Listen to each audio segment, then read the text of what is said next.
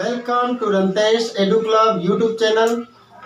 आज हम class 10th CG और सीबीएसई बोर्ड दोनों के लिए बहुत ही इम्पोर्टेंट क्वेश्चंस और मेथड पर बात करने वाले हैं, जिसे हम कहते हैं क्रॉस मल्टीप्लिकेशन मेथड। किसके लिए काम आता है? दो अक्षरों का रैखिक समीकरण हल करने के लिए। That means pair of linear equation in two variables. होता क्या है, इसमें बच्चे फार्मूला होने के कारण अक्सर इस मेथड को नहीं सीखते हैं, छोड़ देते हैं। यदि एक बार आप ध्यान से देखें और सीख जाएं तो आपके लिए बहुत उपयोगी होगा। बहुत कम समय में भी आप अच्छे से इसको बना सकते हैं। ठीक है, तो अभी सीख ले। वज्र गुणन विधि कहते हैं हिंदी में, वज्र गुणन विधि, या अंग्रेजी में क्रॉस मल्टीप्लिकेशन मेथड। ये सीजी और सीबीएसई दोनों के लिए उपयोगी है। तो चलिए सबसे पहले हम इसको सीखते हैं मेथड को। कोई रटने की जरूरत नहीं, कोई फार्मूला रटने की जरूरत नहीं। देखिए आपको आसानी से समझ में आ जाएगा। ठीक है, तो देखिए सबसे पहले हम साधारण जो समीकरण होता है general form of linear equation, वो क्या होता है हमारा? a1x plus b1y equal to c1। ध्यान रखें, सीबीएसई बोर्ड का यदि आप हैं तो बच्चे आपको ध्यान देना पड़ेगा, यहाँ पर plus c1 is equal to 0 दिया होगा। ठीक है, दूसरा समीकरण होता है इक्वेशन हमारा a2x प्लस a1 है, b2y is equal to c2, यानी वहां पर क्या रहता है? Plus c2 is equal to 0। तो जब ऐसा हो तब हम क्या करें? कुछ नहीं, आपको ज्यादा कुछ नहीं सोचना है। आपको क्या करना है, देखिए ये जो x और y और का हमको जो मान निकालना है ना, उसके लिए यहां पर ऐसा करना है, जैसे x का मान निकालना है ना, मैं x का अपान लिख दूंगा इक्वल टू, y का मान निकालना है तो y का अपान। और यदि आप सीबीएसई वाले हैं यानी एनसीईआरटी बुक आप पढ़ते हैं और C1 C2 इधर दिया हुआ है लेफ्ट साइड में, तब यहां पर आप 1 रखें। बात समझ में आ रही होगी। और यदि आप सीजी बोर्ड के हैं तो आपको फार्मूला में ऐसा देता है C1 C2 बाद में है, RHS में है, तब उसके लिए आपको -1 रखना पड़ेगा। ठीक है, क्लियर हो गया होगा। और यदि मुझे x की वैल्यू निकालनी है तो मुझे क्या करना है? इस x वाले टर्म को हाइड कर देना, छिपा देना है। देखिए छिप गया। ठीक है, तो आपको समझ लेना है कि नहीं दिख रहा है। चलिए ये x वाला पद क्या हो जाए? छिप गया हमारा, है ना। ये x वाला नहीं दिख रहा है तो क्या बचा? b1 b2, उसको आप यहां लिख लें, b1 b2। ये नहीं है ना, c1 c2 c1 c2। ठीक, इधर जब y के लिए करेंगे तो क्या करना है? y वाले टर्म को दबा देना है, हाइट मान लो ये नहीं दिख रहा है तो क्या बचा? a1 a2। इधर से क्या बचा? c1 c2। और -1 के लिए करना है तो इधर c1 c2 वाले को हाइड कर दीजिए, आप छिपा दीजिए। क्या बचा? a1 a2, इधर से b1 b2। ये बात समझ में आ गई होगी। अब आपको कुछ चीजें बता दूं जिसको आपको ध्यान रखना है, वो ये कि हम इसमें क्या करेंगे, नीचे वाले टर्म्स जो हमको कोफिशिएंट लिए हैं ना, गुणांक, ये देखो x का गुणांक लिए इधर और ये दोनों अचर पद है। फिर जब y के लिए लिए तो यहाँ, जब x के लिए तो b1 b2 आया था, ये भी अचर क्या कहते हैं? गुणांक है, y का गुणांक है। तो इसका आपस में क्या करना है? क्रॉस मल्टीप्लिकेशन करना है। ये देखिए ऐसे, b1 को c2 के साथ और b2 को c1 के साथ। अगली बार क्या करना है, यही ध्यान देने योग्य बात है कि जब आप गुणा करें तो यहां से शुरू करें। ये देखिए, ये मैं पॉइंट लगा देता हूं, आपको ध्यान रहे। तो जब आप x के लिए लिखे तो ऊपर से नीचे, फिर नीचे से ऊपर जाए, बीच में माइनस लगाना है। और जब y के लिए करना हो तो नीचे से पहले ऊपर जाएं, फिर ऊपर से नीचे मल्टीप्लाई करें। तो इसका डॉट मैं नीचे लगा देता हूं, ये स्टार्टिंग पॉइंट है। ठीक, और जब -1 के लिए निकालें तो फिर वापस ऊपर से नीचे, नीचे से ऊपर। तो यहां पर हमारा पॉइंट क्या बनेगा? ये बनेगा। इस चीज को यदि आप ध्यान रखेंगे तो आपको गलती नहीं होगी, आपसे कोई भी गलती। ठीक है, तो चलिए हम फार्मूला बनाते हैं। क्या बनेगा? ये x अपान क्या हो गया हमारा? चलिए गुणा करते हैं, b1 c2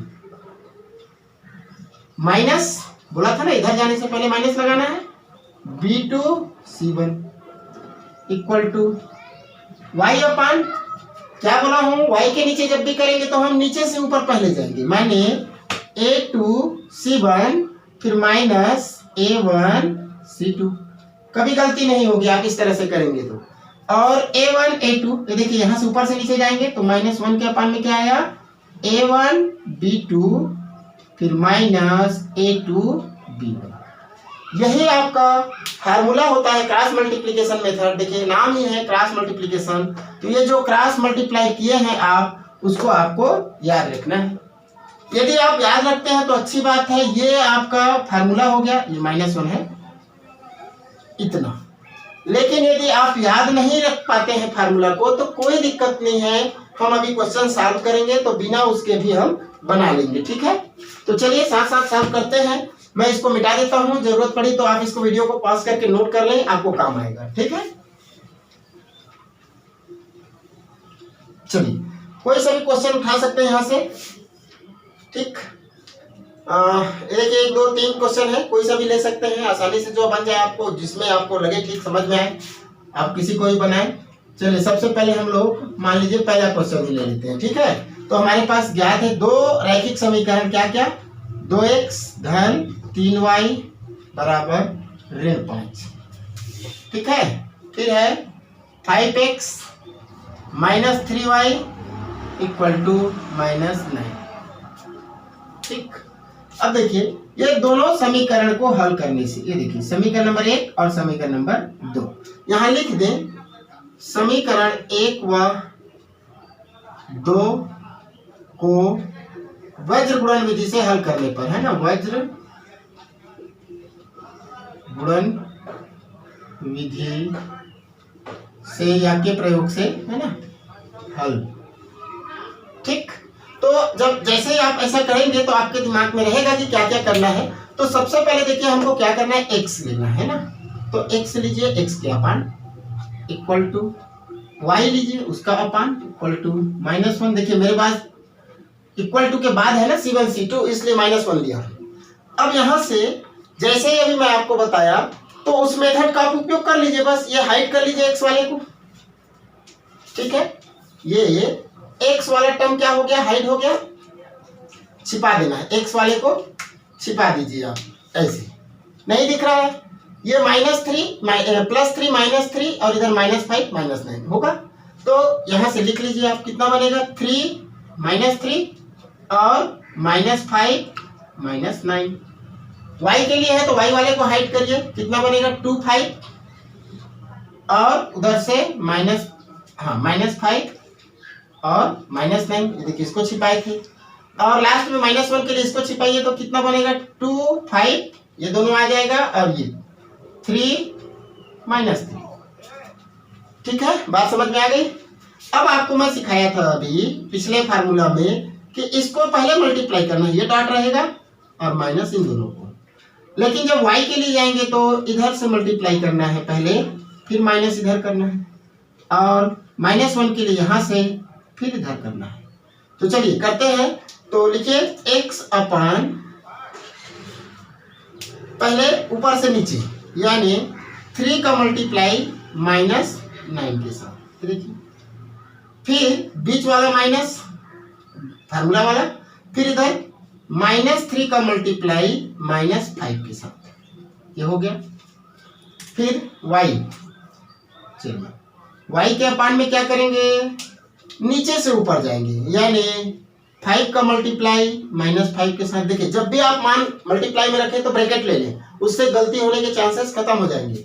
फिर बीच वाला माइनस, फिर 2 का मल्टीप्लाई -9 के साथ, ये हो गया, और इक्वल टू -1, और -1 के नीचे कितना हो जाएगा आपका 2 × -3 -5 × 3, ये देखिए हो गया, बस यही मेन था, अब आसान हो गया। चलिए x का अपान, ये देखो 9 × 27, ये प्लस माइनस, यहाँ पर देखिए ये माइनस है ये माइनस है, दोनों को मल्टीप्लाई करेंगे तो +15 आ जाएगा ना, 5 × 15 और माइनस प्लस, लेकिन ये बीच वाला माइनस रहेगा, बराबर y अपान, ये देखिए ये प्लस माइनस 5 × 5 = 25, ये माइनस और ये माइनस, प्लस 9 × 2 = 18, -1 अपान प्लस माइनस 3 × 2 = 6, 3 × 2 = 6 और -5 × 3 = 15, क्योंकि दोनों प्लस है, अब यहाँ से जब हमको x अभी एक बार हल कर लेते हैं, चलिए अब दैट सिंप्लाइज लगा सकते हैं आप यहाँ से। ये देखिए x अपान कितना हो जाएगा, जब दोनों ऋणात्मक हो तो जुड़ जाती संख्या, तो ये ऋण हो गया। अब जोड़िए 20 और 10 30, साथ में 3 दिए 10 हो गया, माने 30 और 10 40 और 2 बचा 42 -42 इक्वल टू y अपान, यहाँ से देखिए दोनों घट जाएगा, एक माइनस एक प्लस है, तो 18 में से 25 में से 18 जाएगा तो हो जाएगा 7 -7 है ना, 18 2 20 5 25 ठीक। और इधर -1 अपान 15 5 20 और 1 21 ऋण 21। तो देखिए ये दोनों तो हो जाएगा प्लस, ये माइनस माइनस काट देंगे तो बन जाएगा प्लस। और यहाँ से जब हम x का मान निकालेंगे तो y वाले को हाइड करेंगे, तो चलिए मैं इधर निकाल देता हूँ। देखिए जो x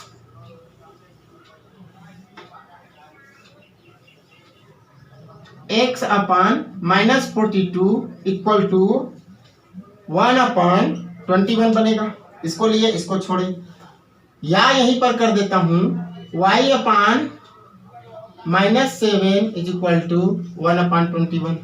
दोनों को हल करते चले तो x बराबर क्या होगा, ये -42 ऊपर चला जाएगा तो -42 1 जा -42 और अपान 21, r की जगह पर एंड कर ले, एंड y इक्वल टू ये -7 ऊपर चला जाएगा, नीचे बचा 21। अब कटा दीजिए, देखिए x बराबर 21 से कम 21 दूना 42, कितना आया ऋण 2, और y बराबर कितना आ जाएगा 7 एकम 7 7 या 21, कितना बना ऋण 1/3। यही उत्तर है आपका।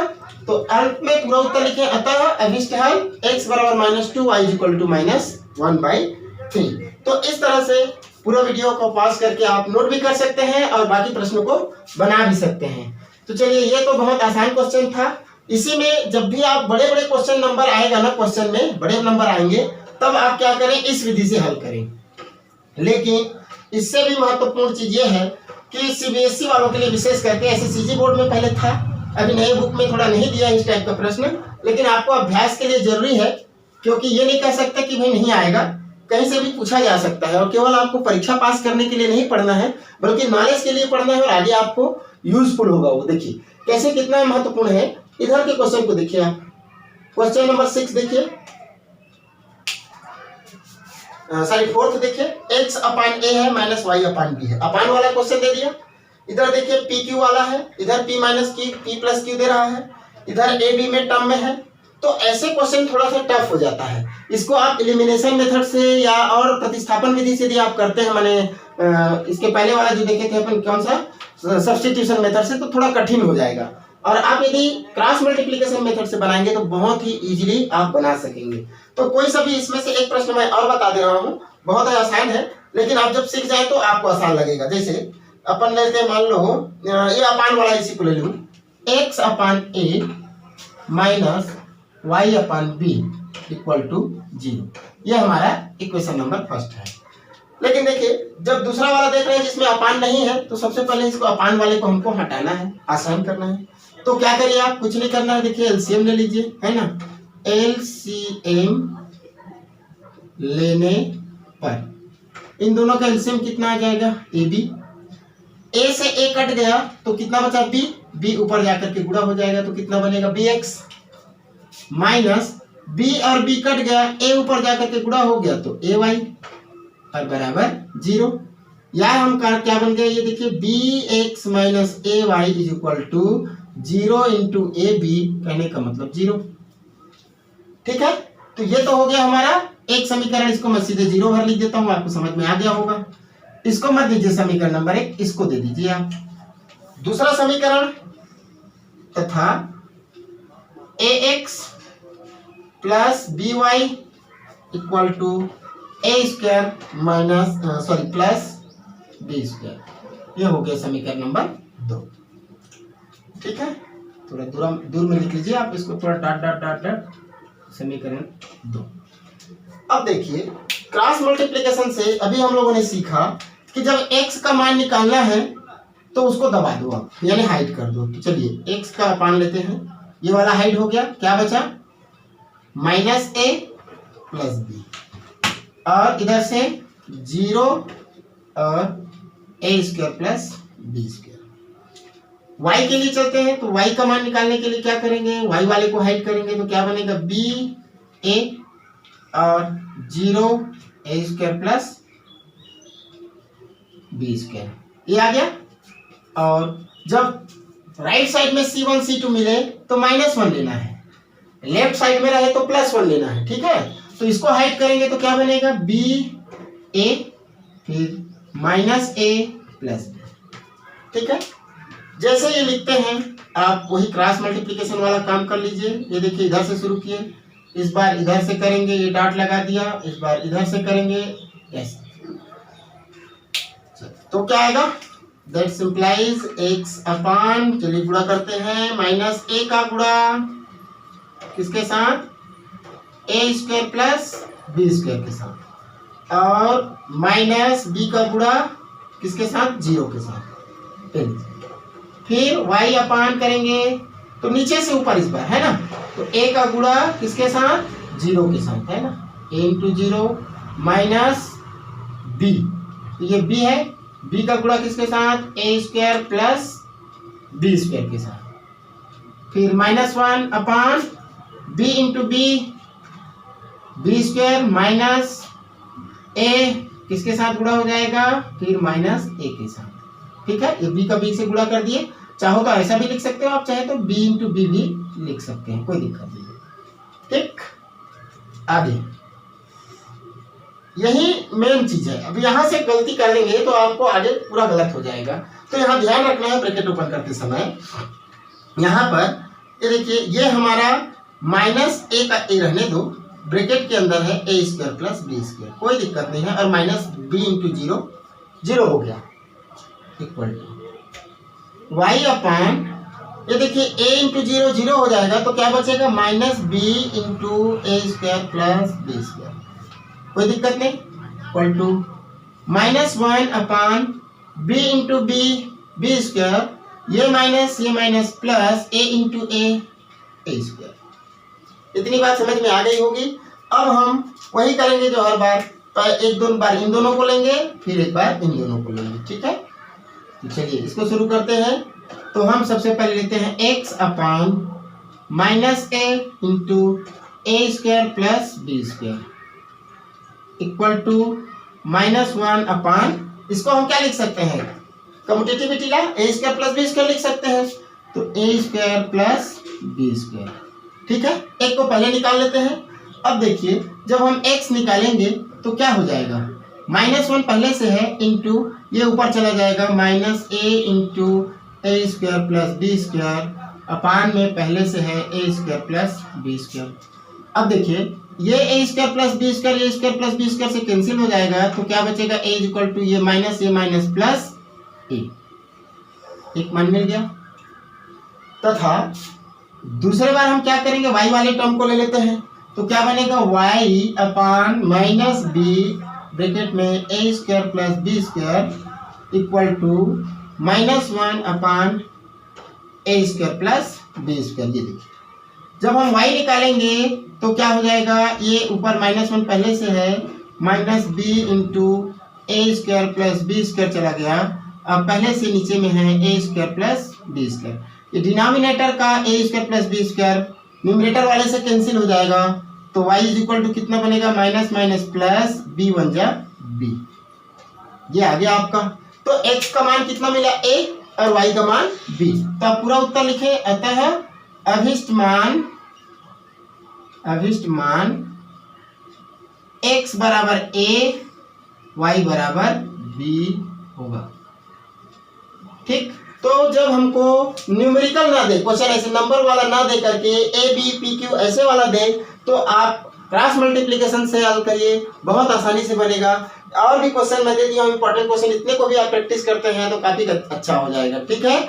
और महत्वपूर्ण प्रश्नों के साथ फिर मिलेंगे इसी तरह के नई वीडियो के साथ, तब तक के लिए धन्यवाद।